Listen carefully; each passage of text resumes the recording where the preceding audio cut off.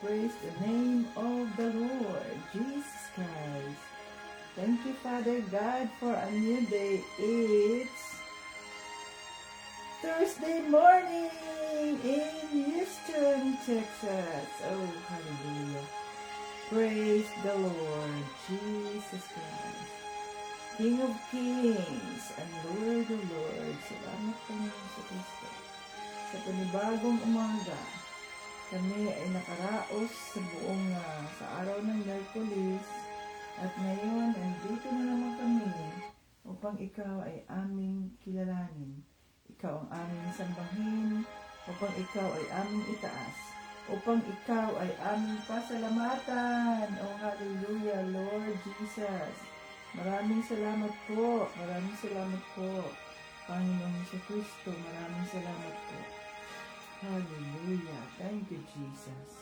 You are good at all times. Ngayon ay Wibis na! Woohoo! Jesus, thank you so much. Nakaraos, Lunes, Martes, Miyerkules, Wibis, isang araw na lang, at pahinga is real. Nga sa opisina, trabaho sa bahay. Walang katapusang trabaho nung mga kapatid Jesus. Subalit ang Diyos ay hindi tayo nag-iisa. Kasama natin si Panginoong Jesucristo. Kasama natin ang banal na Espiritu. Hallelujah. Yes, Jesus. King of Kings and Lord of Lords. Salamat po. Ang batayan ng ating pananampalataya. John 3:16. For God so loved the world that He gave His only begotten Son, that whosoever believe in Him will not perish but have everlasting life. Happy moments, praise God. Difficult moments, seek God. Quiet moments, worship God. Painful moments, trust God. And every moment, thank God. Hallelujah.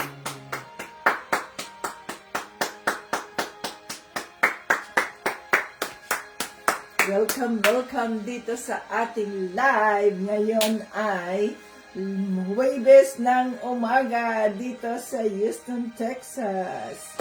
Facebook joiners, viewers, YouTube viewers, welcome.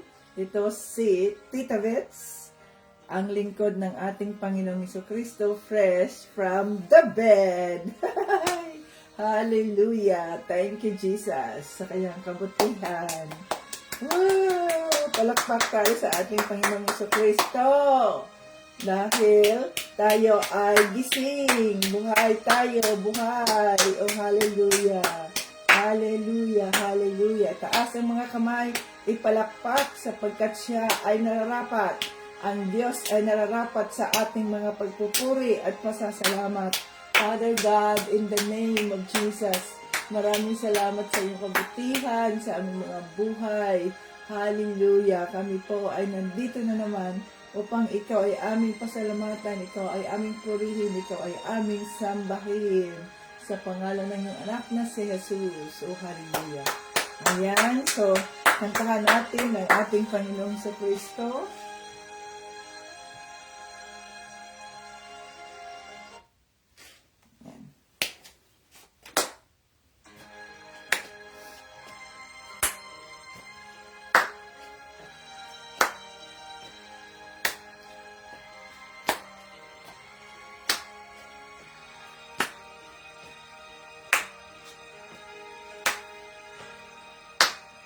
Pagising sa umaga, kay ganda, kay ganda, kay ganda ng mundong ginawa niya.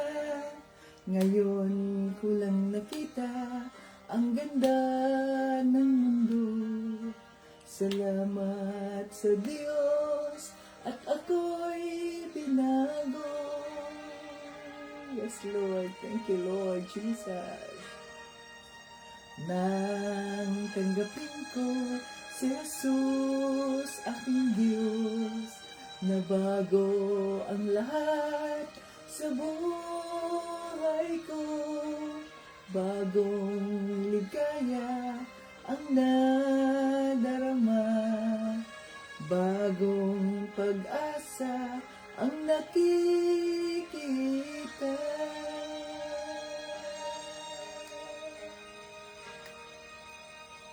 Lahat ay aking ibibigay pati aking buhay upang purihin siya.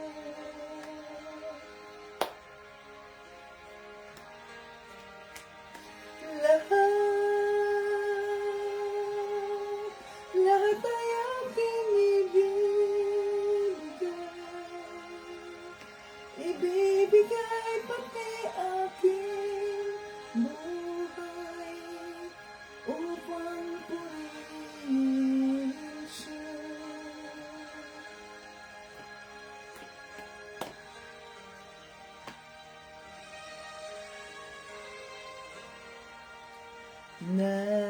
Nag-uumapaw ang aking saya, pagmamahal niya ang nadarama.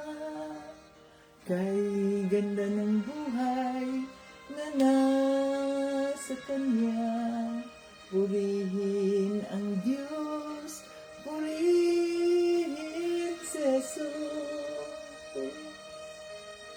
Yes, Lord Jesus. Lahat ay aking ibibigay pati aking buhay upang purihin siya.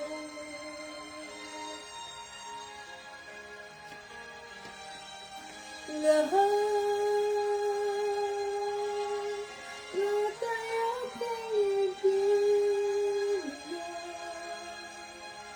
ibibigay pati aking upang purihin siya. Yes, Lord Jesus, amen. We praise you, we adore you, Father God, in the name of Jesus. Salamat sapagkat ikaw ang nandiyan, ikaw ang palaging nandito upang kami ay tulungan, upang kami ay bantayan, upang kami ay gabayan sa lahat ng aming mga sitwasyon sa buhay, Panginoong Kristo. Maraming salamat sa iyong banal na Espiritu na nandiyan sa amin upang kami ay gabayan, upang kami ay gabayan sa anumang mga sitwasyon sa buhay, palakasin sa aming mga sitwasyon. Oh, hallelujah! Ikaw ang aming lakas, Panginoong Kristo, sa aming mga kahinaan. Ang iyong banal na Espiritu ang nagbibigay sa amin ng mga paalala, mga katatagan na hindi kami susuko sa anumang mga sitwasyon sa buhay. We welcome your Holy Spirit in our midst na sinasabi mo sa mga salita. 2 or 3 gathered in the name of the Lord Jesus Christ, you are in our midst. Kaya andito kami, naniniwala kami na hindi kami nag-iisa, andyan ang iyong mahal, ang iyong banal na Espiritu, na kung saan yon ang aming maging gabay. Oh, hallelujah. Holy Spirit, we welcome you. Buksan mo ang aming mga isipan, ang aming mga puso upang kami ay maging karapat-dapat sa presensya mo, Holy Spirit. Let's welcome the Holy Spirit. Come, Holy Spirit, I need you now. I need your anointing, come in your power. I love you, Holy Spirit. You captivated my soul, and every day I learn to love you more. Come, Holy Spirit, I need you now. I need your anointing, come in your power. I love you, Holy Spirit. You captivated my soul. And every day I learn to love you more. I'm reaching for your heart.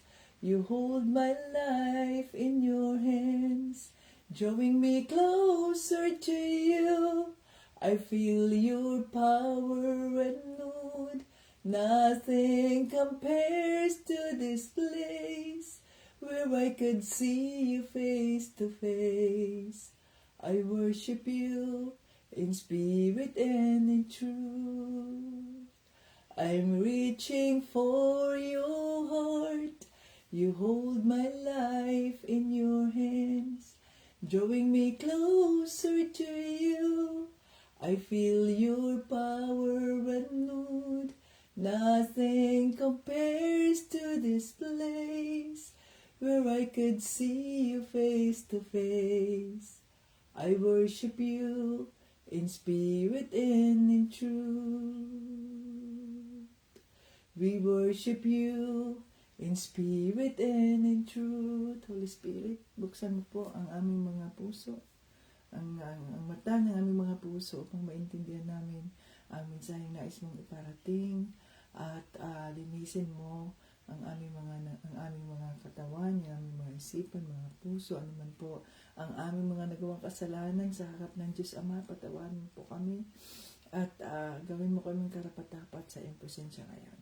Itago mo po ang iyong lingkod sa krus ni Panginoong Jesucristo na hindi ako makikita, kundi ang makikita ay ang kabutihan ng Diyos Ama, ang kanyang pagmamahal, ang kawaan na walang hanggan. Lahat ng ito ay aming hinihiling, pinasasalamatan, at lahat ng papuri ay aming ibinabalik sa Diyos Ama sa pangalan ni Jesucristo at ng banal na Espiritu.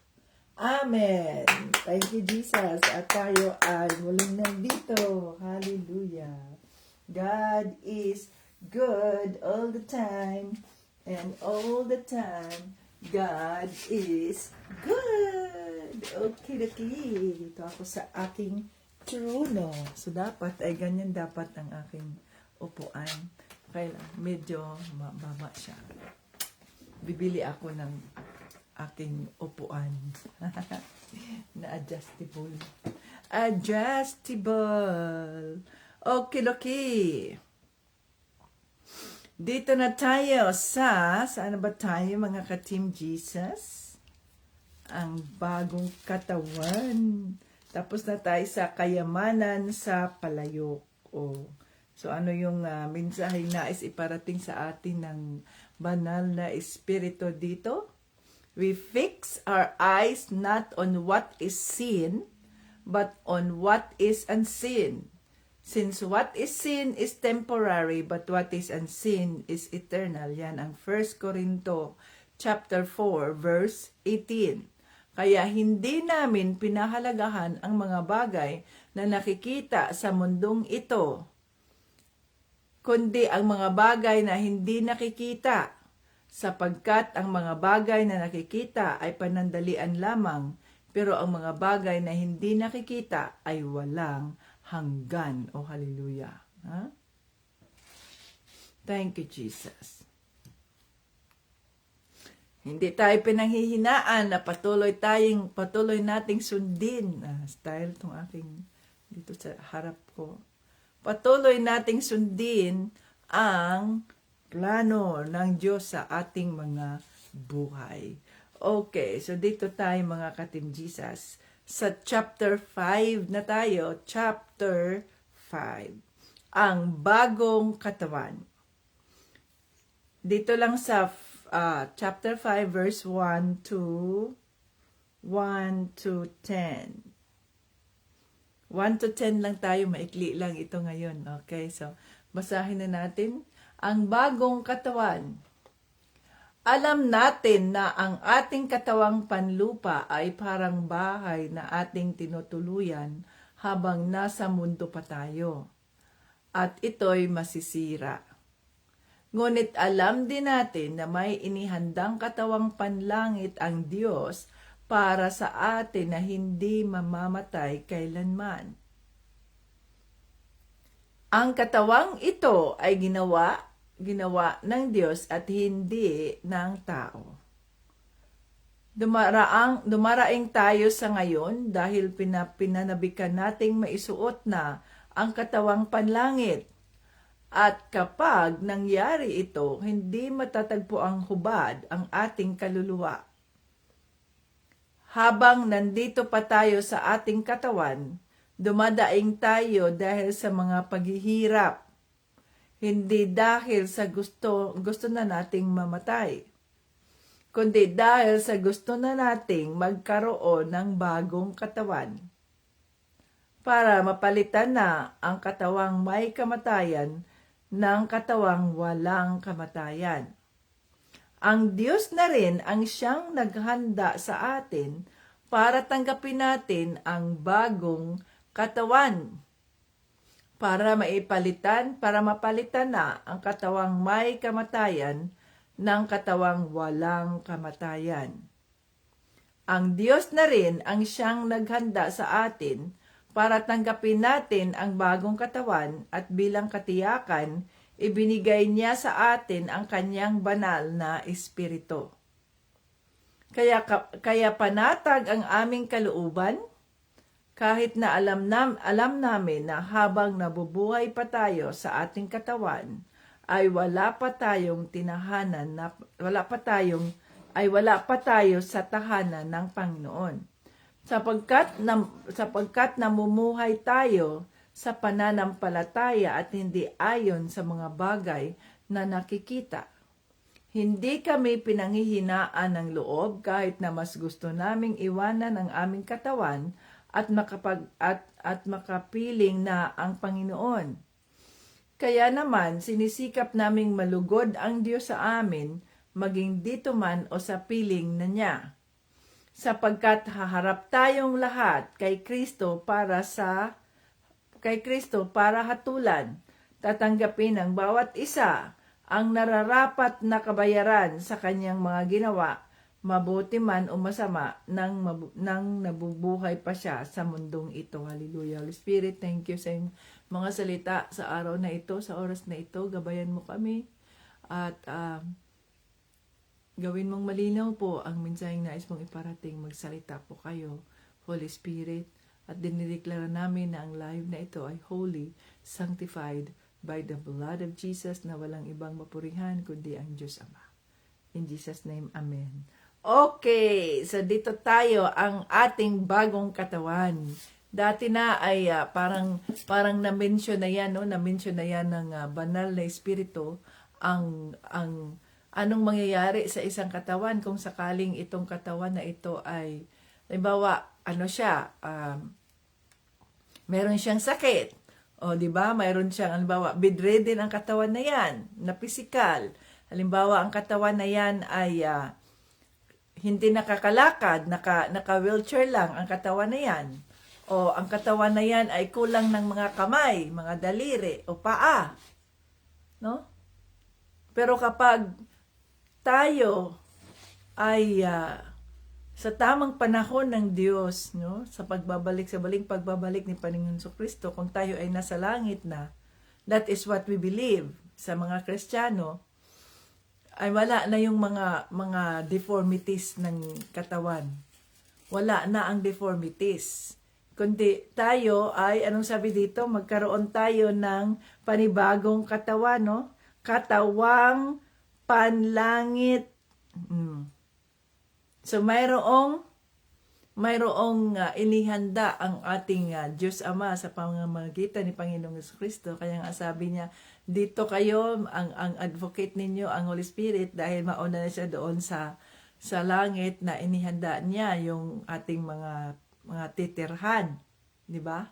So dito, nakatira tayo dito sa mundo temporary nga yung ating tinitirhan. Kaya nga hindi natin binibigyang halaga kung ano man yung mga nakikita natin ngayon sa mundo, ano man ang ating sitwasyon ngayon, ano man ang ating katayuan sa buhay, ano man ang ating physical na kaanyuan o kaya physical na sitwasyon, sapagkat ang mga yan ay mga temporary lamang o kaya panandalian lamang, hindi sila nagtatagal. Subalit ang mga pangako ni Panginoong Jesucristo, ang katawan na inihanda ng Diyos Ama o ginawa ng Diyos Ama para sa atin, yun ay eternal. Yang sabi dito, hindi, ang sabi dito, dito sa 1. Alam natin na ang ating katawang panlupa ay parang bahay, ngayon ay 3:27 na ngayon, 25. Parang bahay na ating tinutuluyan habang nasa mundo pa tayo at ito'y masisira. Ngunit alam din natin na may inihandang katawang panlangit ang Diyos para sa atin na hindi mamamatay kailanman. Ang katawang ito ay ginawa ng Diyos at hindi ng tao.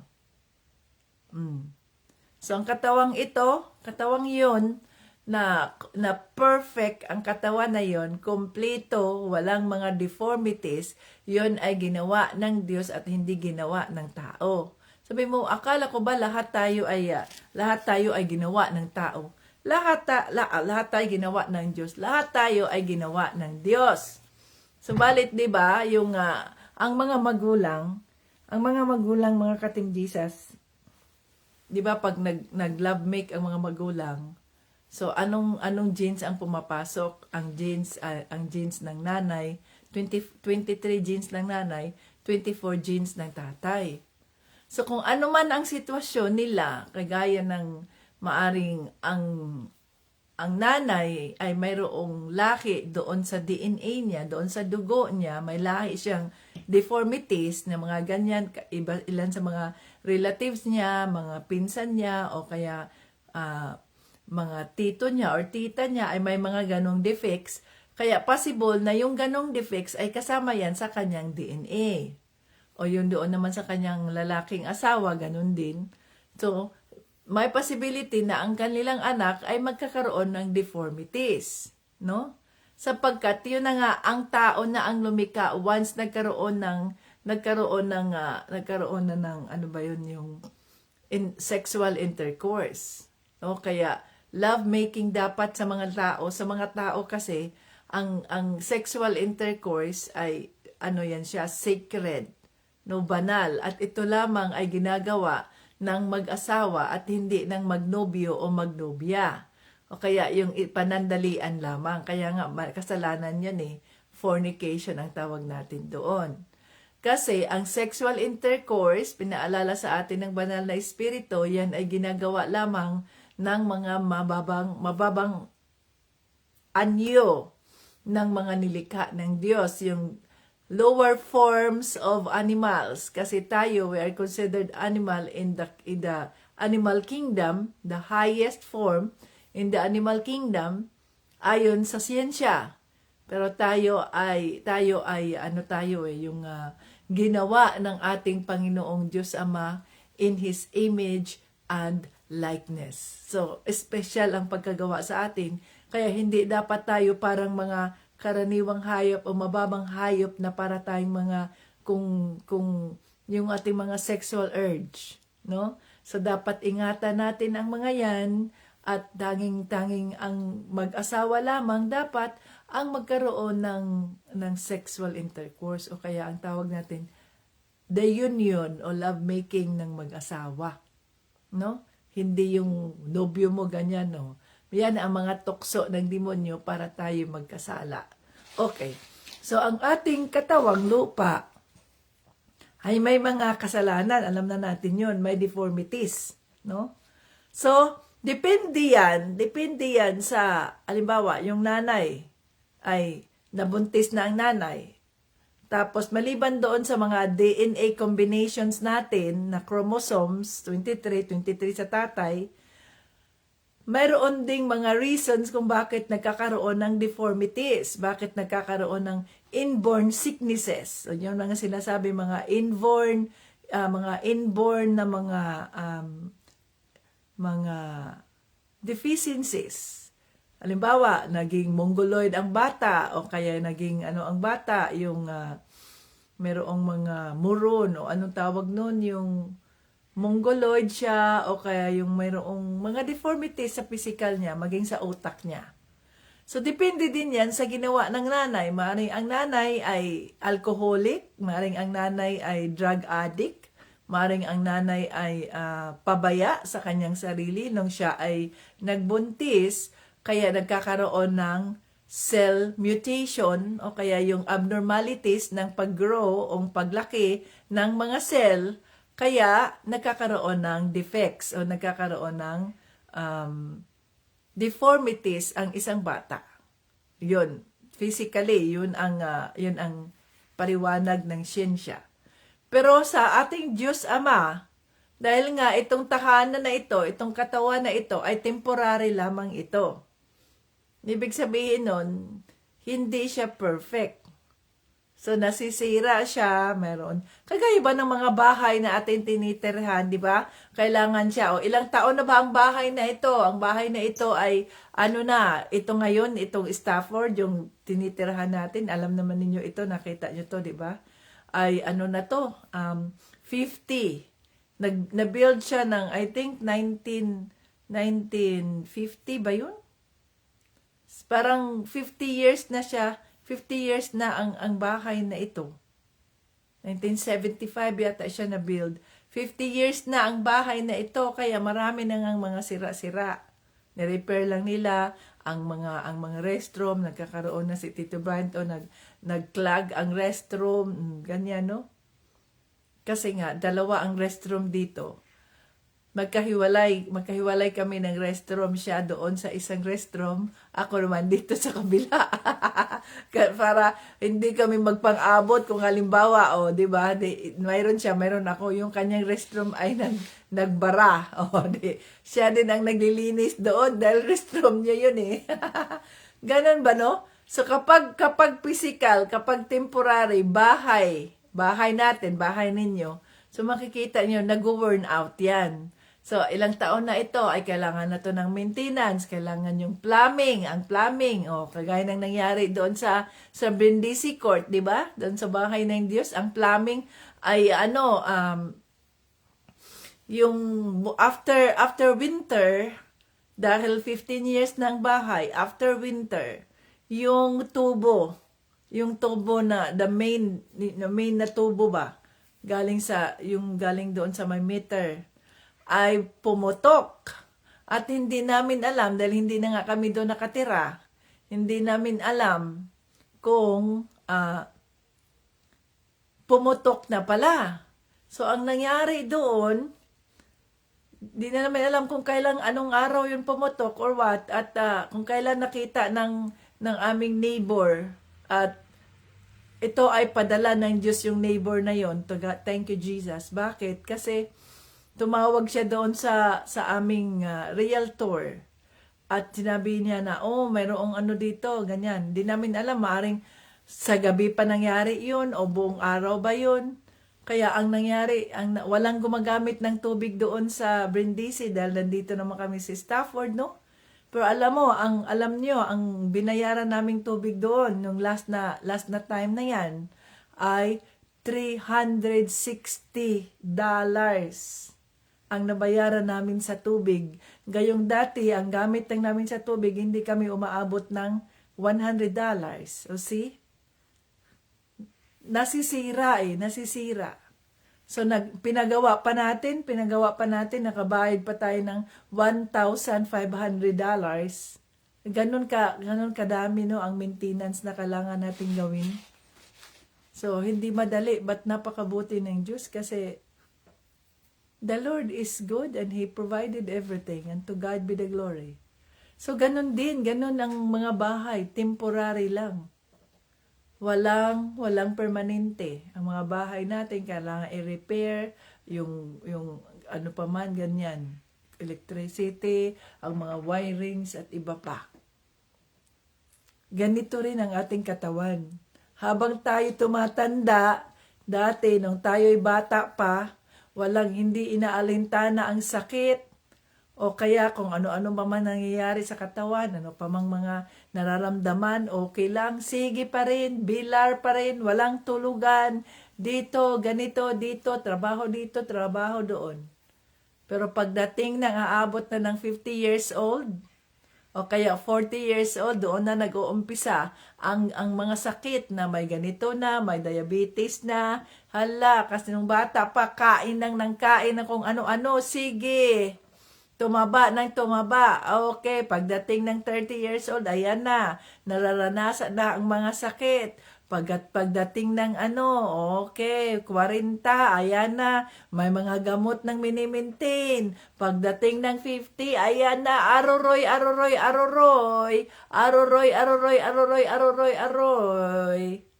See? So yun ang ano diyan ba? Yun yung sabihin nating yan ang pisikal. Kung hindi natin inaalagaan ang pisikal na ito, kaya marami tayong mga hinaing. No? Ang sabi dito sa salita ng Diyos, anong sabi sa salita ng Diyos? Oh? Naghihinaing tayo. Dumaraing tayo sa ngayon. No? Dahil pinanabikan nating maisuot na ang katawang panlangit. At kapag nangyari ito, hindi matatagpo ang hubad ang ating kaluluwa. Habang nandito pa tayo sa ating katawan, dumadaing tayo dahil sa mga paghihirap, hindi dahil gusto na nating mamatay. So dumadaing tayo dahil sa ating mga paghihirap. Maaring ang ating mga paghihirap ay paghihirap ng dahil sa kawalan ng sustento, kawalan ng mga pambayad natin sa mga utang or sa ano pa man, no? Kawalan natin yung nagkaroon tayo ng sakit o yung defects ng mga katawan natin. Yun ang ating dinadaing na sana matapos na itong aking nararanasan. Sana ganito, ganyan. Oh. Yan ang daing natin ngayon sa kasalukuyan. Subalit, tandaan natin na itong mga bagay na ito ay temporary lang. Na? Temporary lang ang mga bagay na ito. O, anong sabi niya dito? Kaya naman, dito sa 9, kaya naman sinisikap naming malugod ang Diyos sa amin. O. Maging dito man sa piling na niya. Maging dito man o sa piling na niya. Sapagkat haharap tayong lahat kay Kristo para hatulan. Tatanggapin ng bawat isa ang nararapat na kabayaran sa kanyang mga ginawa, mabuti man o masama, nang nabubuhay pa siya sa mundong ito. O. Sabi dito sa 6, kaya panatag ang aming kalooban kahit na alam namin na habang nabubuhay pa tayo sa ating katawan ay wala pa tayo sa tahanan ng Panginoon, sapagkat namumuhay tayo sa pananampalataya at hindi ayon sa mga bagay na nakikita.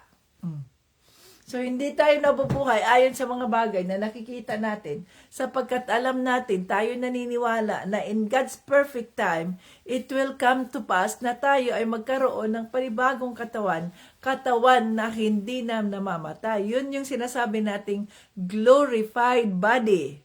Subalit, bago tayo mabigyan ng glorified body, yan ang ngipin natin, masakit, aroy, ang sakit ng ngipin ko. Ay, Ako pa naman ay takot na magpabunot ng ngipin, no? Takot magpabunot ng ngipin. Kaya kung pwedeng hindi bunutin. Dahil masakit, no? So,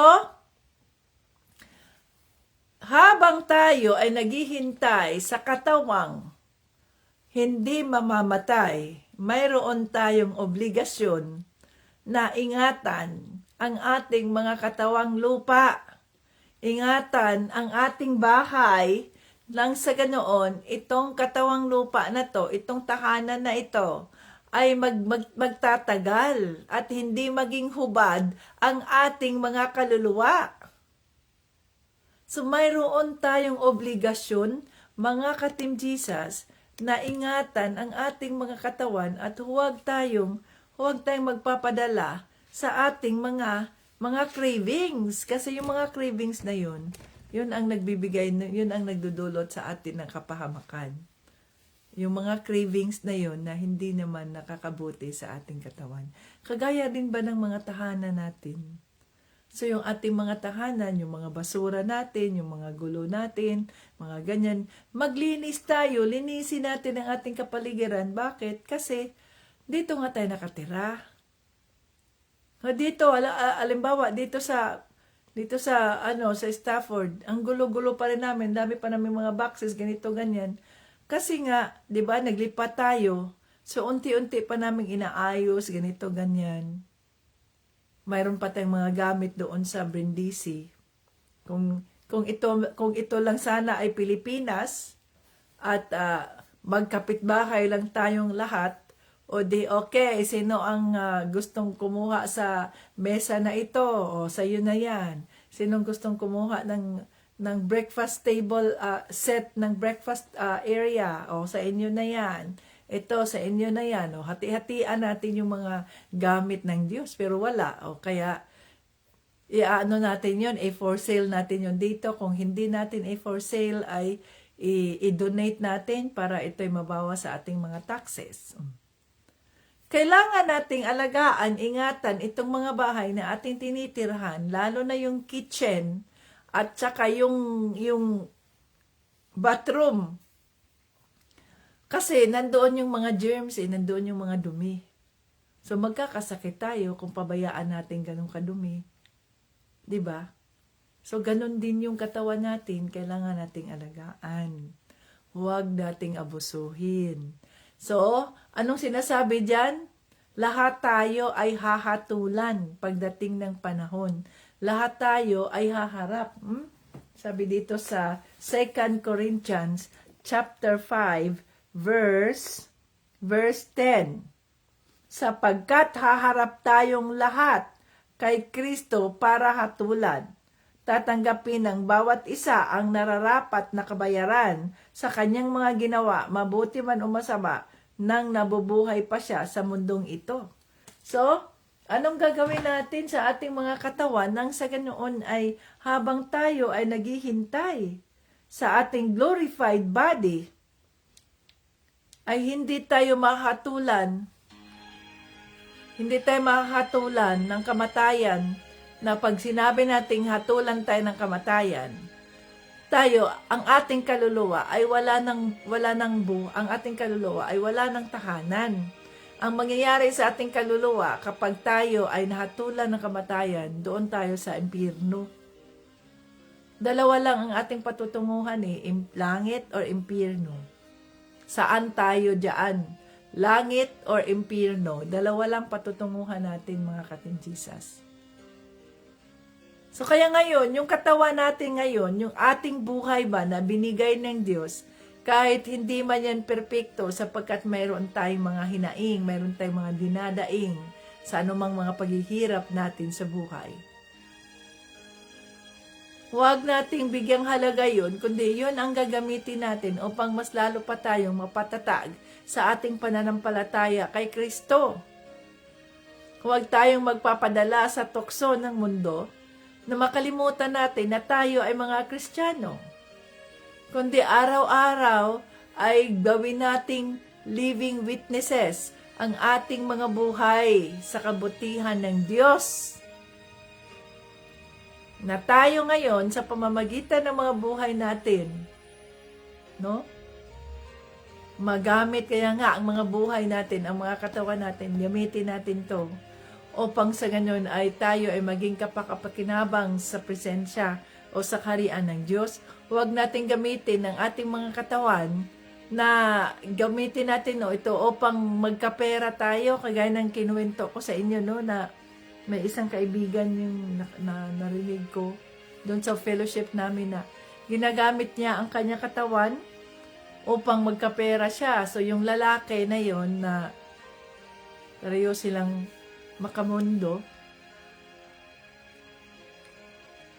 yun ang ginagamit niya, yung katawan niya, para magkapera siya. O para siyang prostitute, pero ayaw naman niyang tanggapin na siya ay prostitute. Ano naman daw sila, mag-boyfriend sila, ganyan, mag-steady sila. Pero yun, binibigyan siya ng pera ng lalaki. Binibigyan ng lalaki yung kanyang ATM card, ganyan, no? I mean, yan ay nasa mundo. Mundo yan eh. Kasi gusto natin ng kahilayan, gusto natin ng mga luxuries, mga ganito, ganyan. So, pinakita pa sa post sa Facebook niya na, thank you, Mr. Pogi. Mayroon doong mga luxurious bags na binili siya, ganito, ganyan. Mga Chanel, no? Mga damit na mga expensive, mga branded, Calvin Klein, mga ganyang-gano, mga shirts, shoes, at iba pa. Pinupost pa niya ang kanyang pagiging puta. Biruin nyo yan. Bayaran. So, hindi dapat natin gamitin ang katawan na ito. Kaya kawawa ang mga yan eh.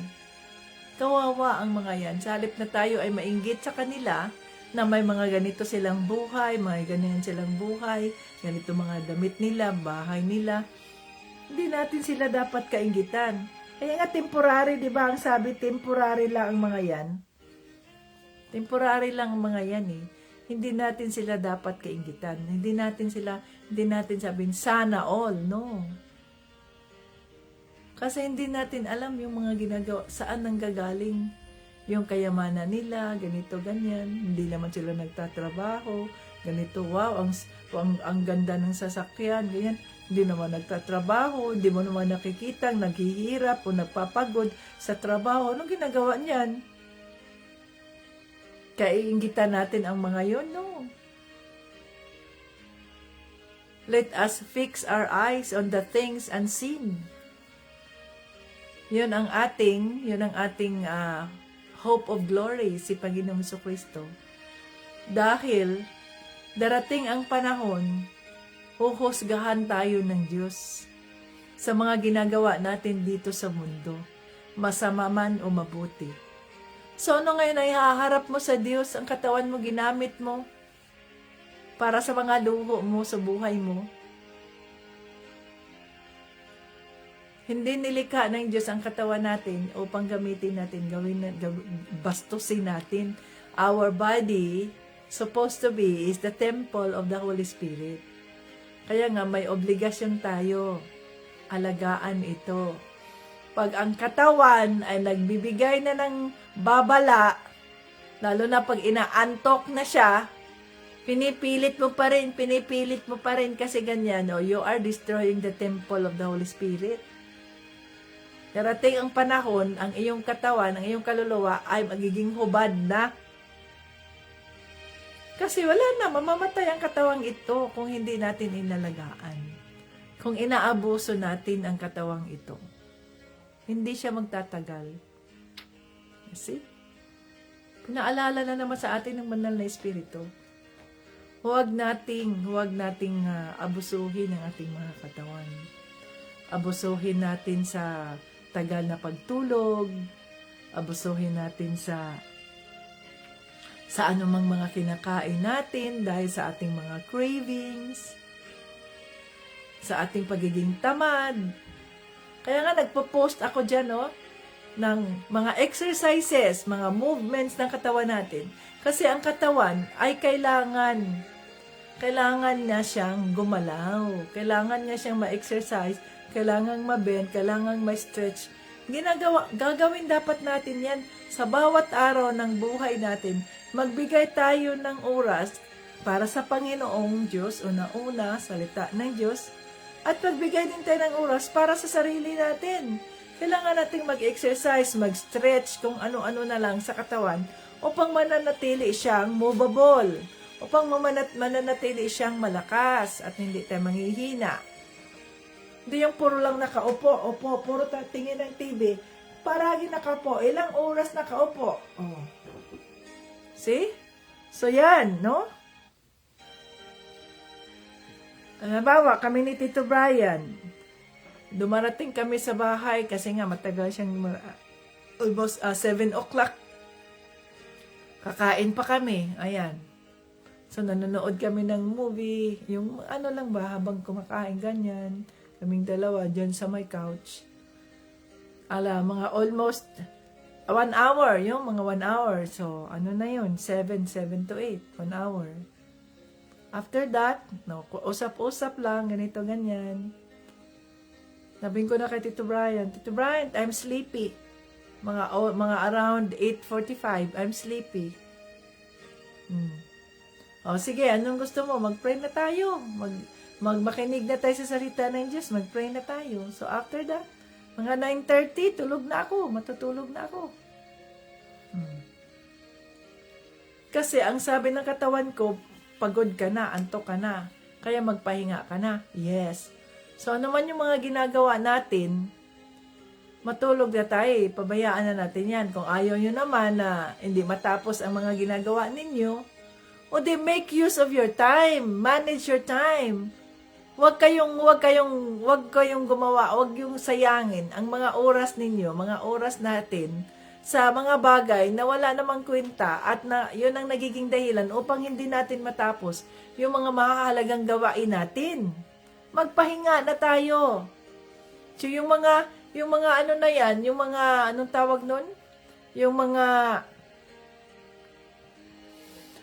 bagay na ating ginagawa, na alam naman natin na walang kabuluhan, addicted tayo sa mga yan, putulin na natin ang mga yan, mga ka-Team Jesus, sapagkat hindi yan ang magdudulot ng kabutihan sa ating katawan. Huwag nating sayangin ang ating mga oras na ganito, ay gustong-gusto ko kasi ang palabas na yan, nakaupo ka lang ngayon, nakatunganga sa TV. Sana kung umupo ka dyan, kagaya ko halimbawa, kung nanonood ng TV, ganyan, minsan ay nanonood kami ng mga palabas ni Tito Brian ng mga, sa YouTube yung mga Filipino movies, no? Kung saan-saan kami nakakarating, nandoon sa Dubai, nandoon sa Paris, dahil sa mga movies na yon, no? Na Singapore, kung saan-saan. So habang nanonood kami, nagbabanding kaming dalawa, andun din ako, nagtutupi ako sa mga nilabhan kong underwears, mga medyas, mga ganyan. So tinutupi ko na yan habang aking mata ay nanonood, may ginagawa din yung aking kamay. Tapos habang nanonood, tatayo ako, okay, mag-exercise naman ako, ganito, ganyan, moving. So, multiple tasking ang gagawin natin, mga ka-Team Jesus. Hindi lang yung nanonood tayo ganyan, nakatunganga ka lang sa TV, wala kang ginagawa. Nag-i-enjoy ka lang. Yan pala, marami ka pang mga dapat gawin. Ngayon, dahil hindi mo nagawa kasi na-addicted ka doon sa pinanood mo, hindi ka pa pala nakapaglaba, gabing-gabi na, sige, laba ka pa rin. O, ano nangyari sa'yo? Sira yung cycle ng pagtulog mo. Kasi, hindi mo nagawa ang dapat mong gawin. O, diba? Mga tukso yan ng demonyo para sa ganoon ay masira ang ating katawan. Huwag nating hayaan yan na ang demonyo ang manaig sa atin. Ang demonyo ang mananaig sa atin. Kailangan ang ating mga katabang lupa ay dapat na maging kapaki-pakinabang habang hinihintay natin ang katawang ginawa ng ating Diyos Ama, ang katawan na walang defects, ang katawan na perfect, ang katawan na walang kasalanan, walang bahid na kasalanan na ginawa ng Diyos Ama. Dahil itong katawan na ito ay katawang lupa. Galing tayo sa lupa, kaya ang katawang ito ay babalik din sa lupa. Kaya nga mayroong Ash Wednesday. Ito nagpapaalala sa atin na ang tao ay galing sa lupa, babalik siya sa lupa. Pero bilang mga Kristiyano, ang Ash Wednesday, mga ka-Team Jesus, ay hindi lang natin yan sineselebrate pag pag malapit nang dumating ang Holy Week. Na para mapaalalahanan tayo na from dust to dust. Mula ka sa alikabok, babalik ka sa alikabok. Hindi lang natin pinapaalala ang ating mga sarili pagdating ng Wednesday na yan na naka-schedule bawat taon. No. Bilang mga Kristiyano, we do not practice that Ash Wednesday. Bakit? Araw-araw, pinapaalala natin sa ating mga katawan, araw-araw, na ang katawan na ito ay galing sa alikabok. Galing sa alikabok, ang katawan na ito rin ay babalik sa alikabok. Sa makatuwid, huwag nating i-focus ang ating atensyon sa mga pisikal na mga bagay, kundi ang focus natin ay mga bagay na makalangit. Sapagkat ito, alam natin na ito dapat nating alagaan ang katawan natin, maging healthy.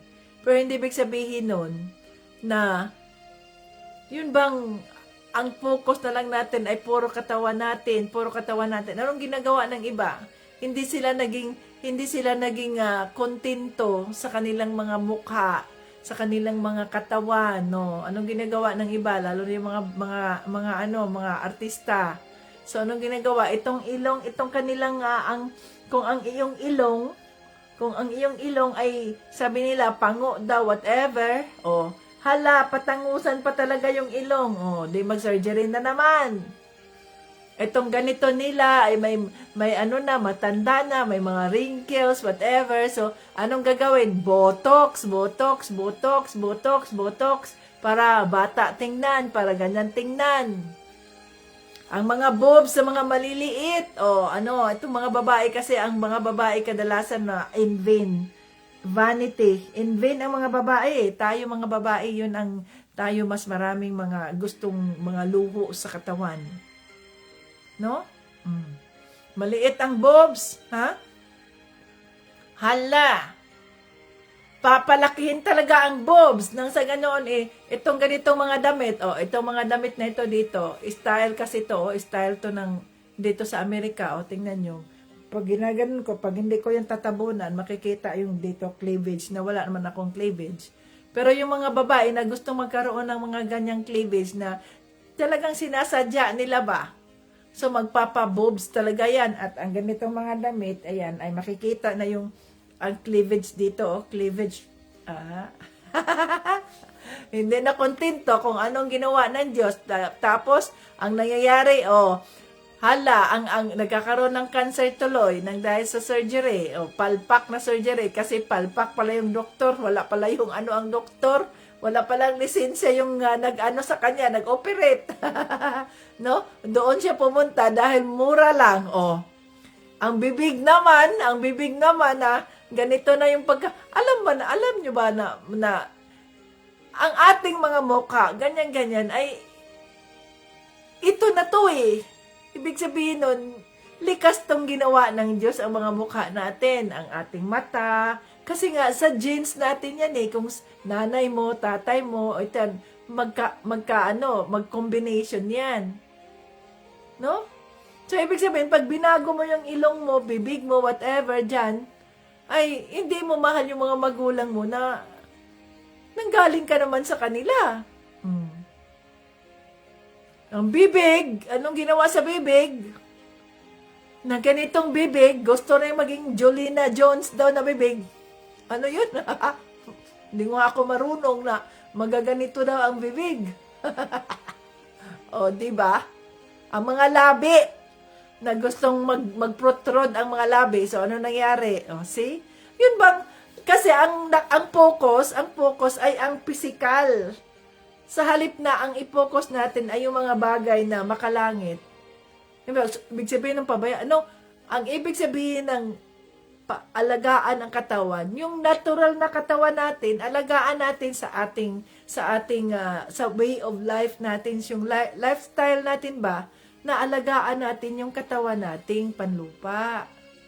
Pero hindi ibig sabihin no, na nakapokus lang tayo doon na gusto mo na ang mata mo ay ang iyong pupil dapat ay yung gusto mo ng bluish na pupil, gusto mo ng greenish na pupil, kaya naglalagay ka ng contact lenses o nagpapa-opera ka. Yung iba nga naghihintay nga na mabigyan ng mata dahil hindi sila nakakakita. Pero yung iba vain, vanity. Hala, mga contact lenses dyan, mga contact lenses para magandang tingnan ng mga mata. That's vanity. Hindi yan yung sinasabi ng Diyos. Hindi yun. No? So yung hindi ka na nakikilala ng iyong pamilya, ano na nangyari sa iyo? Ha? Si ano ba yan? Hindi naman yan yung aking anak, yung aking pamangkin. Hindi ka na nakilala dahil na iba na mukha mo.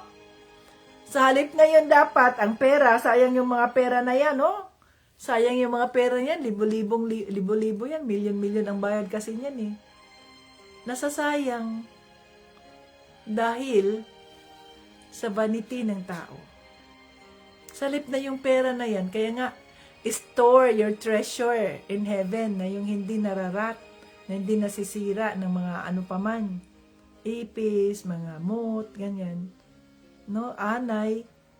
So, kung ganyan, marami kang pera, gano'n, sinasabi, pa-opera ka pa ng ilong, $100,000 daw pa-opera sa ilong, tapos dito daw sa mukha, pinatatanggal yung ganyan, nagpa-botox pa dito sa dito sa tiyan, dahil gusto na manipis ang tiyan, na sexy, tinatanggalan ng mga ko alam, milyon-milyon yan dapat, ginamit mo yung milyon-milyon na yan, upang makatulong ka sa kapwa mo.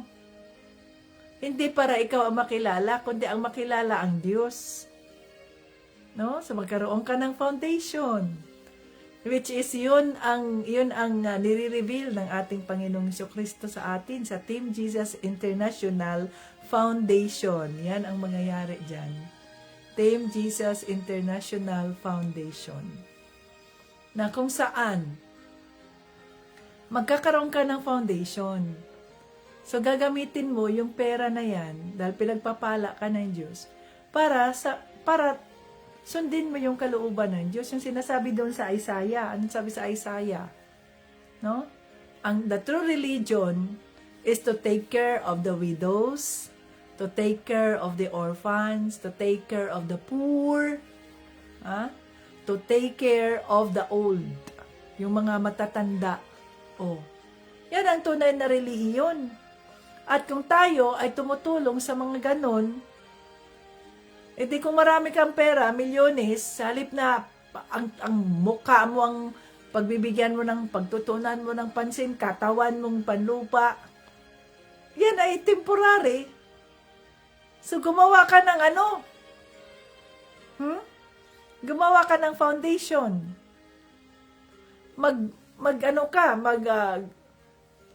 Build ka ng gusali na para sa mga matatanda, para sa para sa mga wala ng mga magulang, para sa mga wala ng mga asawa, at may papagawa ka sa kanilang mga trabaho, kayong gagawin ninyo ito para maging resource, maging sila, labor, human labor sila, at meron silang matatanggap, IGP yan, income generating mga projects. Yung mga bata, paaralin mo. Yung mga matatanda, mayroon ding, yung mga widow, halimbawa, sila ang paaalagaan natin sa mga matatanda, so magkaroon ng schedule, caregiving, ayan, yung mga widows, caregiving, pagka schedule kayo ni ganyan, ikaw mag-alaga ni ganito, may sahod sila, mga ganun ba? Na gamitin natin yung pagpapala ng Diyos na kung saan siya ang mapurihan. Hindi kailangan na makilala ka pa sa social media, nag-picture-picture ka pa na tumulong ka ng ganyan, oh. Hindi naman tayo mga politiko eh. Yan ay gawa ng mga politiko.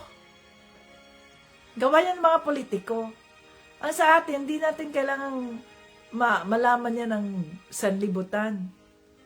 Kung malaman man ng sanlibutan, to God be the glory. Dapat ang makilala si Panginoong Jesucristo, hindi tayo.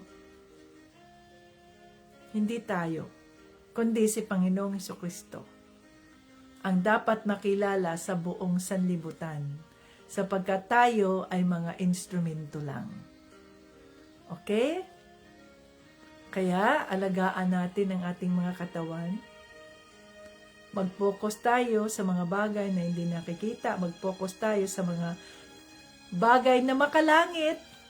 Dahil darating ang panahon, ang katawan na ito ay papalitan ng ating Diyos Ama ng katawang glorified body.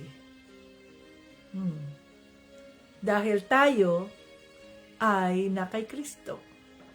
So yun ang ating passage, yun ang ating daan upang magkaroon tayo ng katawang walang kamatayan. Si Panginoong Hesukristo. Walang ibang daan. Yung ibang mga relihiyon, nagsasabi sila may ibang daan upang makarating sa Diyos Ama. No, there is no other way. Only the Lord Jesus Christ is the way, the truth, and the life. No one comes to the Father except through Him. Kaya wala tayong ibang itinataas, wala tayong ibang ipinakilala, kundi si Panginoong Hesukristo, sapagkat siya ang ating hope of glory. Siya lamang ang ating pag-asa sa kaluwalhatian ng Diyos Ama. Kaya walang iba. Walang iba. It's only God, it's only the Lord Jesus Christ, no? Si Panginoong Hesukristo lamang, mga katimjisas. Kaya gamitin natin ang ating mga katawan, huwag nating abusuhin yung mga ninyo diyan, yung mga addictions natin, yung mga naninigarilyo diyan, umiinom diyan, ng mga alak na nakakasira na katawan, paninigarilyo. Tigilan na ninyo yan, i-rebuke ninyo ang mga masasamang espiritu na yan, sapagkat hindi yan sa Diyos. Dapat habang maaga pa ay maalagaan natin ang ating mga katawan upang sa ganyoon tayo ay maging kagamit-gamit sa kaharian ng Diyos Ama. So ako, I am already 53 years old. Hindi ako nahihiyang, isang taon, nadagdagan na naman ng isang taon ng aking buhay. Matanda na ako. Let us grow old with grace. Yun. Embrace ang pagiging old, pero hindi ibig sabihin na dahil old ka na, hindi mo na rin aalagaan ang katawan mo. Magiging losyang ka na rin, no? Alagaan mo katawan mo. Mag-ano ka na sa mukha mo. Maglinis ka sa mukha mo. Ngipin mo, mag-brush teeth ka naman. No? Magpabango ka naman, mag-lotion ka. Ang pinaka-best na lotion para sa skin, mga katimjisas, ay ang coconut. Ang coconut oil ang pinaka magaling, or the best oil, coconut oil, lotion, sa mukha, coconut oil, sa katawan, coconut oil. Yan, no? So, kaya ingatan ang katawan natin, mga katimjisas. Sabi mo, mahal kasi ang lotion, coconut oil, i-lotion mo. Kaya para sa ganun ang katawan mo, ang iyong skin ay parang bata pa rin. Diba? Kaya, maligo naman tayo at mag-toothbrush. Pagkatapos maligo, mag-lotion tayo ng coconut. Kung hindi nyo ma-afford yung lotion, hindi coconut. Kung gusto niyo sa buhok ninyo na itim, ganyan, coconut. Itong aking buhok, coconut. Lemon at coconut. Diba? Simpleng buhay, pero tayo ay masaya. May galak sa mga puso natin dahil kasama natin si Panginoong Hesukristo. Dahil alam natin na mayroon tayong pag-asa, hindi tayo nanghihinaan ng loob, sapagkat ang ating binibigyang pansin ay ang eternal life. Ay ang eternal life, mga katim Jesus. Nang sa ganoon, ay maalagaan, physical, malagaan, para magamit tayo para sa natural, para sa sa kaharian ng Diyos Ama. So, wag tayo mamahiya na lumaki ang aking edad ay ganito na. Pagtingin mo sa ang dami mo ng mga wrinkles dito, mga ganyan dito, dito, dami ng wrinkles, ganyan, nagsag na ang iyong katawan. Hindi mo man inalagaan. Hindi mo man ilalagaan. Marami kang bisyo sa katawan mo. Ito pa edad mo, pero ang mukha mo, ang tanda-tanda mo na kasi bisyoso ka eh.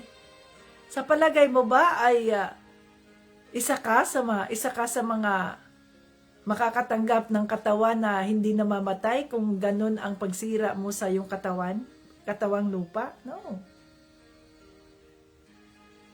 May obligasyon tayo, mga katim Jesus. Hallelujah.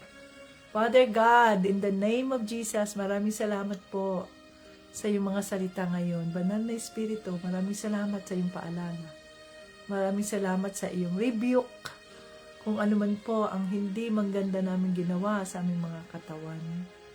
Ang mga katawan namin ay ito ang bahay ng aming mga kaluluwa. Ito ay templo ng banal na Espiritu. Tulungan mo kami, Panginoong Kristo, na maalagaan namin ang aming mga katawan. Na hindi namin maabuso ang aming mga katawan. Habang hinihintay namin ang katawang walang kamatayan. So gamitin mo ang mga katawang ito para maging kapakapikinabang sa iyong kaharian, Diyos Ama. Patawarin mo kami kung may mga pagkakataon na inabuso namin ang aming mga katawan. Tulungan mo kami, Lord. Hindi namin kayang gawin. Hindi namin kayang magbago kung wala ka. Pero ang sabi mo sa mga salita, I can do all things through Christ who strengthens me. So kaya naming baguhin ang aming mga buhay. Kaya naming ituwid ang aming mga pagkakamali. Nakasama ka, Panginoong Kristo, dahil ikaw ang aming lakas. Iiwas mo kami sa mga tukso, sa mga barkada, sa mga kaibigan na siyang naging impluwensya ng masama, na siyang naging instrumento ng demonyo upang kami ay matukso doon sa mga pagtipon-tipon ng mga barkada, mag-inom, magsigarilyo. Lord, binago mo na po kami. Kami ay yung mga anak. Huwag mong hayaan na kami ay matukso. Tulungan mo kami na makaiwas sa ganitong mga tao sa aming mga buhay. Nagamitin mo ang aming mga buhay upang sila'y mabago. Upang maipakita sa kanila na nagbago na kami, na iba kami. Sapagkat may Kristo na kami sa aming mga buhay. Na kami ay mga Kristiyano. I am a Christian. I am nothing without Christ. Oh, hallelujah. Yes, Father God, in the name of Jesus. Salamat po. Salamat po sa iyong banal na Espiritu na nangungusap ngayon. Banal na Espiritu, thank you. Thank you, Holy Spirit. Gabayan mo ang bawat isa. Alam mo ang aming mga pangangailangan. Alam mo ang aming mga hinihiling, ang aming mga sitwasyon. You are a God, an omnipresent God, an omnipresence, omnipotent God. Alam mo ang lahat ng mga sitwasyon namin.